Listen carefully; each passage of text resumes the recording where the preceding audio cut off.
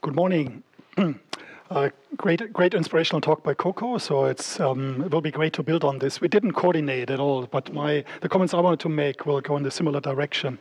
Before starting off, and I have a few more slides to show than Koko, sorry for that. I would also like to thank the hosts and the conference organizers for getting us together. It's really important that we do this community building, think about research, but also how research informs policy and practice. How do we work together? And we're all part of the debate. It's not that we're only researchers, we also have this other thing. We're part of social movements, we also have this intrinsic motivation.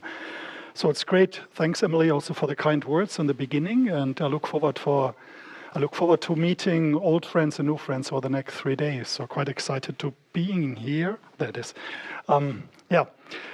Koko had a call for action to research. What do we need and what would success look like in a few years' time? And I think I also would like to go in that direction. I wanted to present a bit of ideas or a bit of tour de table. What has research been doing on loss and damage, which is of course political debate. What has research been doing to inform this debate? And how is research also working with practice to take this stuff forward? I want to organize my talk around some propositions, provide some examples, and then end also with that big question: why are we here? What's in it for us? Where do we want to take stuff to? My comments go in a similar direction, as I mentioned, to Koko's comments. We didn't coordinate at all, so it's a bit, maybe it's coincidental, but maybe it's just in the air, so that's what it is. Let me just start off showing something that you're all aware of, but I want to mention it again. So loss and damage is political debate. I'll come in a second to what the substance behind that is, but science has worked, of course, on making substance contributions to that. Loss and damage is political debate. It's quite old political debate. It started more than about 3 decades back. It's taken forever to be institutionalized under the UNFCCC Warsaw. It's now 7 years back. I talked to some colleagues in the morning. Wow, 7 years. It's a long time, and to be honest, in Koko also having to be political here, but also indicated more is needed to propel this debate forward, and that's, I guess, also what we are sharing here. We had Paris, we had the Paris Agreement. That's good and nice. We got expert groups that work with policymakers, but still the policy space is quite contested. We still don't know what the mechanism is, what should be done, what are policy options on the table, what can be taken forward. It's still the space is a bit contested in a good sense. I think that negotiators are talking to each other, but still the fundamental demands have probably stayed a little bit where they were 7 years back, or maybe even 30 years back, which needs attention. So it's about addressing, it's really addressing loss and damage. So these are the demands for some sort, let's say it outright here, for compensation for what has been lost. It's also about averting and minimizing future risk. So it's about offering. So there's demands, they're being a bit rejected. There's offers on the table for risk management and insurance. How can this be brought together? It's timely also, because at COP25 in Santiago, the Warsaw mechanism will be reviewed. And I hope we can also have a chat here with Koko and others what that review is, because we all have some ideas about this and what can be done. So debate is really old. It's ever more relevant. That was also mentioned by Emily. Has to do with Sweden, has to do with all of us. So we got the FFF movement, Greta stepping into the picture, Greta Thunberg, right? So that's how I pronounce it. My kids also in the street, I also follow along. It just shows, there's additional need to think about how it's framed in the FFF and the Extinction Rebellion movements about the existential element of what climate change is leading to. And as Greta also says, she's always building on the science evidence. She's just saying, well, you guys, IPCC, other researchers, you publish this stuff. You say that's real, right? And policymakers accept it at the IPCC, at the plenary approval sessions. Why is it not being acted upon? And that's a good and valid question. We have been asking this question also, but now there's some movement behind it, which I find really stimulating and exciting, also really challenging. Also these challenges, also the narrative of existential impacts has also been picked up at UN levels, which is a bit novel. Has been there, but now it's quite novel. UN Secretary General also at the UN summit talked about the fate of humankind depends on how we address climate change. So there's something novel here to what loss and damage debate started out on 3 decades back.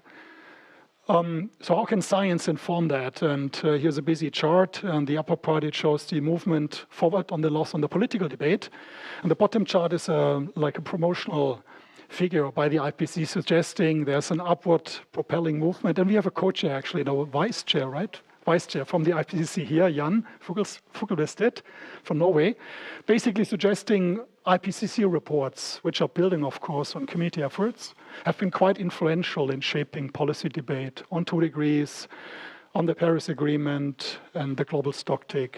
I think certainly there's a truth about it, but I'm also a bit biased, and I'm also involved in the IPCC, as many of you are. Yeah. So the question is there actually science to loss and damage? Maybe a few years back, people were not so clear, but us being gathered here and also work in increasing number of publications, I think really show there is a science basis emerging around key topics and disciplines. Here I just mention a few topics like attribution. We'll hear from Friederike Otto, one of the lead persons in that field later on. It's a lot about risk assessment, risk analysis. Insurance, there's also good insight here from research and practice. Limits to adaptation come in. The non-economic losses and damages are dear to the debate. They're also seeing increasing attention, and that's really important. It's also about profound change, as Koko indicated. It's about transformation. What can we say here? And then about displacement, migration, and all kinds of other things. I think so. There are, summarizing this, there are certain lines of research for policy and for practice purposes that are seeing attention. And all of us and many of us here are working on those issues. And I think the science basis is getting increasingly solid, but more is needed. Being invited here to give that keynote, thanks Emily for having me. I wanted to be friendly and kind and also build on the perspectives paper. And here's actually I really like this chart because it's visual, right?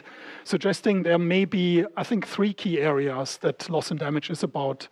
The first area, adaptation mitigation, is nothing special to climate change. As also Emily, Richard, Rachel, Freddie, and Hannah were saying in their paper.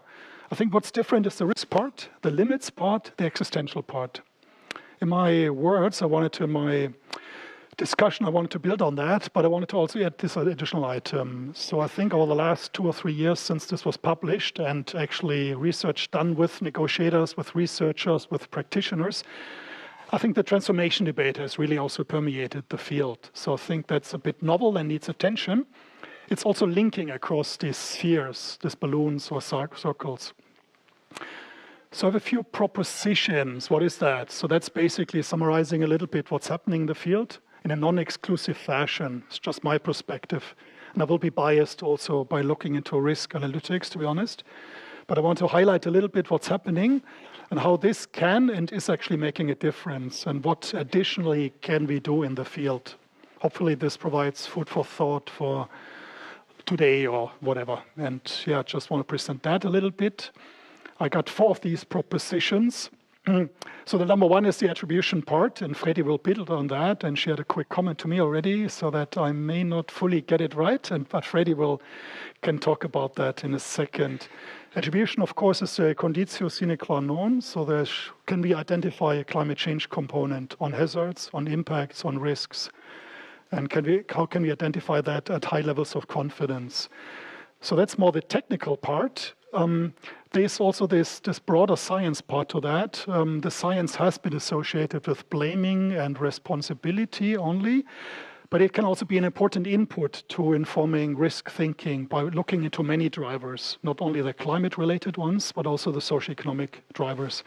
And the attribution field, event attribution, impact attribution, even risk attribution, is going forward quickly and is seeing a lot of attention. It's really important. So here, attribution, lots happening, and it has a broadened role. Here, a few quick slides, which are a bit futile, because Friederike Otto will go into that in a second. Here, just a quick overview slide. There's this loss and damage circle in the middle. That is actually where we are asking this question, okay, how emissions and concentrations changing climate and weather, and also the ocean, the cryosphere, the biosphere, but what are these socioeconomic drivers? Land use change is fundamentally important. What are human influences, exposure and vulnerability also coming in? So it's about broad-based attribution of many drivers that affect losses and damages, climate impacts, climate risks. Yeah, this chart, I think Freddie has a comment later on. This chart was just supposed to show there's different lines of work on attribution. It's about event type attribution, so the types of events that are going forward, that's on the x-axis. So are extremes, extreme colds, extreme heat waves, droughts, or cyclones, how are they proceeding under climate change? What can we say generally about trends here with regard to those hazards? And you see on the x-axis, there's from low to high. That means confidence. So there's higher confidence in the field that cold waves and heat waves and droughts, etc., can be attributed to climate change. With sudden onset events, it's much more complicated because just the database, the observations are just more limited. On the y-axis, and that's just supposed to be just providing a bit of food for thought for the debate, and of course I'm not an attribution expert. On the y-axis, however, it's about specific event attribution. And here also the field has gone forward, thinking about droughts in the Sahel or Cape Town drought. How can this be linked to climate change, and what can we say about this? The confidence level, as you see through the circles sitting on the right-hand side of the 45-degree line, the confidence levels for specific attribution is more limited because, again, less observations. It's much more tricky to think about event attribution. Of course, I'm just speaking to the converted here because you may not know much more about attribution than I do, but it's an important field. There's also impact attribution. So what are the impacts in terms of loss of glaciers, loss of subsurface ice, but also area, plant, and animal species loss of ecosystems and biodiversity. So what can impact attribution say here? Without going to detail here, it can say a lot about impacts in physical and biological systems. In the human systems, which is very important for the loss and damage debate, it's more complicated because we got even more drivers that are affecting impacts and risks. So this is just a summary slide by Christian Hugel and colleagues, and I just wanted to bring that into the discussion and leave it at that, at the technical levels. But what can this be used for? So it certainly, as also indicated in the beginning, it's about the responsibility question for today and the future. We've got some philosophers in the room, some people working on ethics, and it's about justice. It's about, let's call it this way, compensatory justice. So who's responsible for what has been lost? What actions are to take? Do we need to support, fund, whatever? It's also about distributive justice, and some of us, including Ivo Wallimann and Tomasz Schinko and Olivia Sadeczny sitting in the room, think it's also about distributive justice, thinking ahead who should take risk management actions for averting and minimizing future risks that are affecting people and ecosystems. That's one. So attribution is important here. Also attribution important for the legal perspective. So court cases have been taken forward, as you see also in the brochure of the conference, the Suarez case that you're well aware of. What can be said here? So here the question is exactly about confidence. And so quite often there's lack of high confidence for impacts in social systems, which this Suarez case is somewhat about. In recent publications, some people were suggesting, it's important, but I think also at lower levels of confidence, can we not think about probabilistic causation? So the dice is being shaped. This increased intensity that this glacial lake that Sol Jura has been taken to German courts, that there's increased probability that there will be a glacial lake outburst, flood, that will affect people downstream. Can we not frame it around like tobacco cases that have seen light and success in the US courts? Can we not frame it around this, and can attribution be important here? So quite some movement going forward here, attribution being important for this question about multiple causation and probabilistic causation. Just bringing that in. I'm going a little bit into the climate risk perspective already. I wanted to highlight this a bit more with a second proposition. As I think, and as also mentioned by Koko and Emily, climate risk analysis is providing for a useful entry point to the debate. We've seen that many times, the IPCC propeller diagram, which is like saying it's multiple drivers causing risk, being behind risk causation. The risk language is also important to think about aligning timescales, geographical and temporal timescales for sudden and slow onset events. It's not only about sudden onset events, heavy rain or cyclones, it's also about, this glacial lake outburst, floods or droughts and so on. Taking a broad-based risk perspective, even thinking probabilistically, we can go across the whole spectrum. And the slow onset events are very important for the loss and damage debate. It cannot only be about sudden onset events. So it helps with providing a joint lens on that, which is shown here. Risk is also important to think about about this averting, minimizing, and addressing. For me, it's a lot about avoided, unavoided, and unavoidable, what Roda Verheyen and colleagues framed the other day. Here you see a few bars that show past, current, and future risk in terms of total risk, and the green part being the part that can be and has been reduced, the red part being that part of risk which can never be reduced, because there's always a residual risk that remains in the past, in the current period, and the future period. The red part, well, the orange part is what the residual risk is. The red part is basically what's coming into climate change, and that's just in a stylized fashion, and that's expanding over time, as we could say in a stylized fashion. What loss and damage is about, some would argue, it's about the unavoided part, so the stuff that is unavoided, and the stuff that is unavoidable, and where climate change is having an impact. And so that's also a way to frame it around the broad risk perspective. Understanding residual risks has always been there. What are these elements of residual risk that need attention and are maybe unavoidable or can be further reduced by taking risk management actions?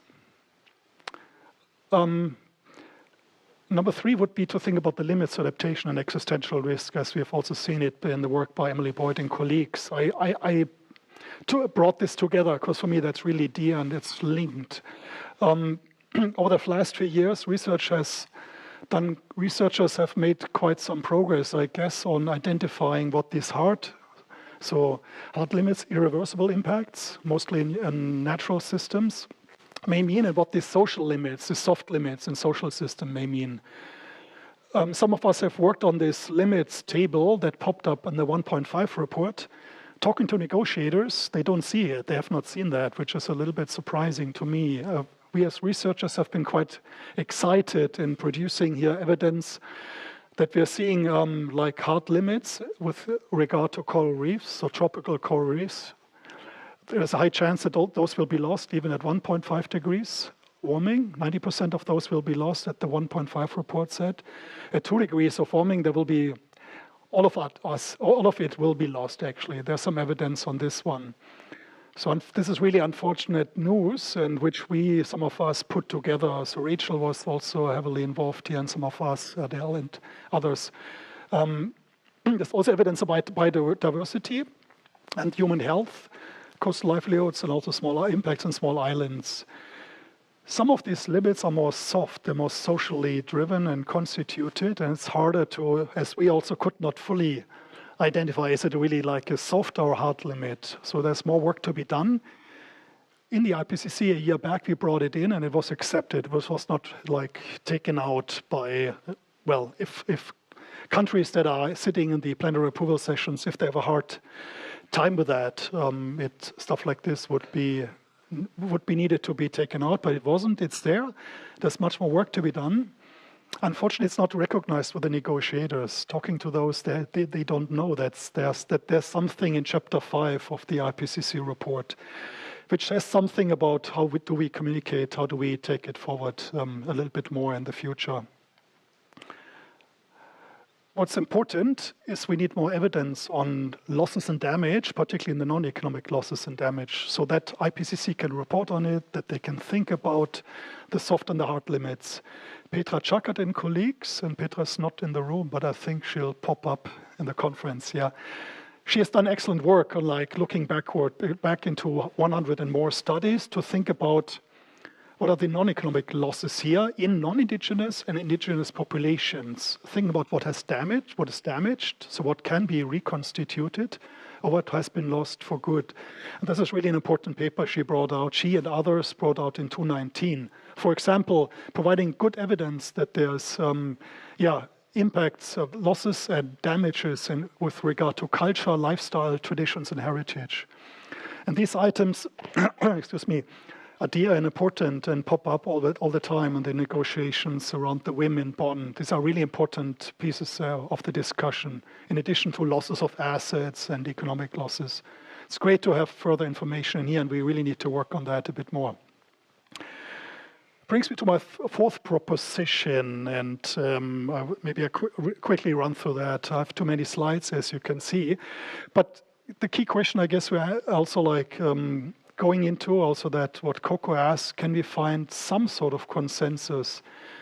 Is there any like common platform? Can we think about joint definitions? Can we think about a policy space where we're a bit more clearer about what loss and damage should tackle at national to international levels? I think the transformation debate has a role to play here. I don't have time to go lots into transformation, but I wanted to say we can approach it more like negatively. There's good evidence to suggest that at higher levels of warming, the standard approaches, dams and dikes, may not be enough. Something else may be needed to, for example, avoid forced migration. So that can mean switches of livelihoods for farmers in India and things like that.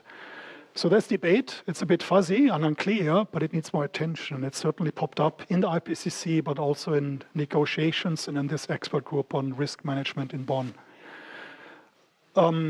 Question is then how to analyze this and what to do about this. I have a few comments on that.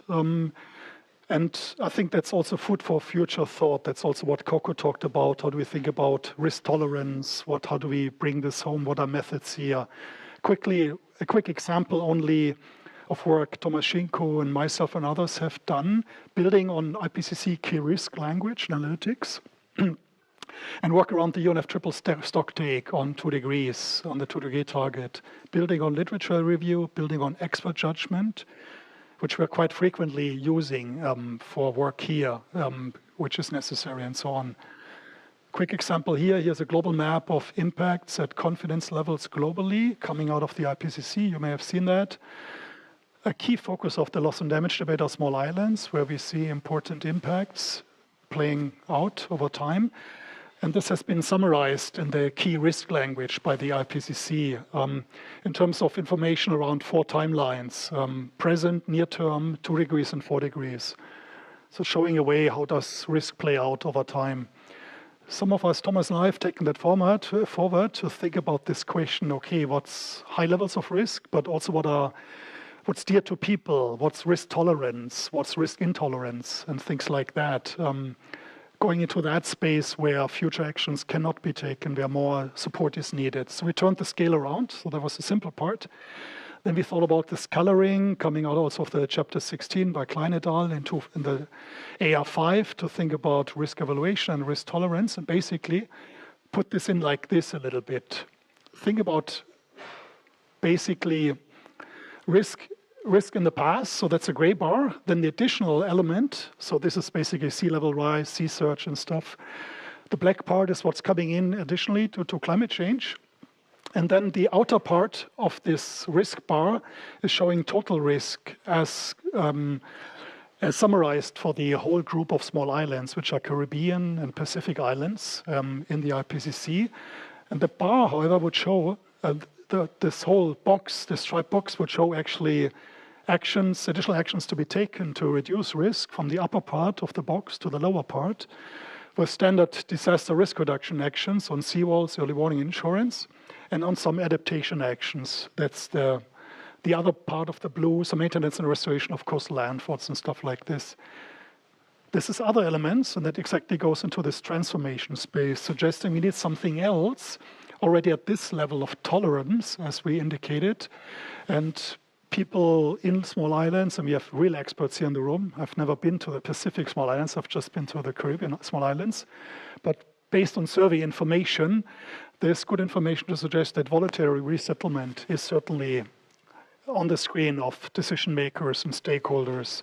It's also about switching livelihoods if you cannot grow your vegetables in some of the islands due to increasing salinization. What can be done here to provide a basis for subsistence? So that's how we played it out, visualized it. And then we thought about 2 lines of actions to be taken, actually 3 lines of action. The black line of action would be this curative part. That's basically saying compensation, right? Those places have seen increasing levels of sea level rise. You got embankments in those places. Those embankments need to be strengthened. That costs money. Here's a way to ask for additional support so that further protection can be provided over time. So it's a euphemism, but it's also like thinking about providing a cure for a problem that has arisen. The blue part is doing standard DRR and climate change adaptation.